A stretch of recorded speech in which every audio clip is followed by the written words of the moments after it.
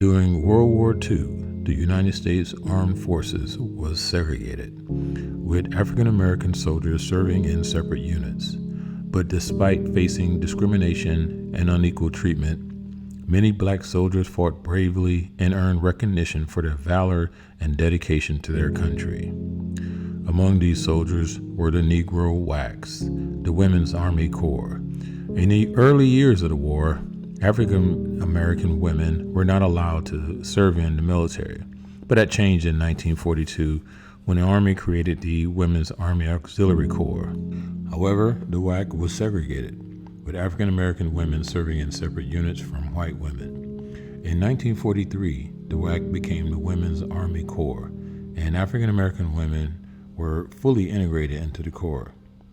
But despite this integration, they faced discrimination and unequal treatment, including in housing, discipline, promotion, and work schedules. They served in a variety of roles from clerical work to medical support and faced double discrimination both as women and as African Americans. But they never wavered in their commitment to their duty. One of the most notable African American women to serve in the WACs was Army Major Charity Adams. She was the first African American woman to be commissioned as an officer in the WAC, and she commanded the 688th Central Postal Directory Battalion, the only all-female, all-African American battalion to serve overseas during World War II.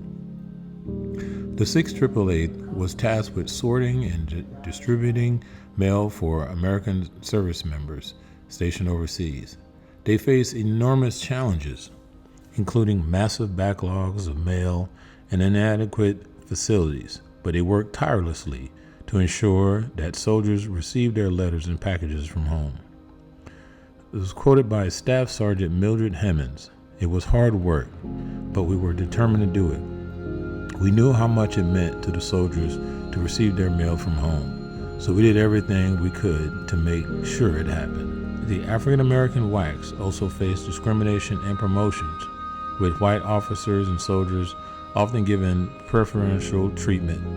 Despite this treatment, the African American WACs persevered and remained committed to their duty.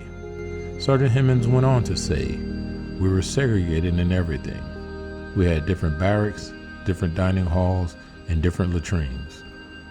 And the discipline was different too. If a white WAC did something wrong, she might get a slap on the wrist. But if a black WAC did the same thing, she might get a court-martial." The 688 hard work and dedication earned them a commendation from General Dwight D. Eisenhower, who recognized their outstanding service and commitment to duty. The WACs, including the Negro WACs, played an important role in the Allied victory during World War II. They faced discrimination and racism, both from white service members and from Europeans they encountered while serving overseas, but they never wavered in their commitment to their duty in their country. The perseverance and unwavering commitment of the African American WACs paved the way for future generations of African American women to serve in the military and make their own way. Their service and sacrifice not only helped win the war, but also helped pave the way for a more equitable and just society.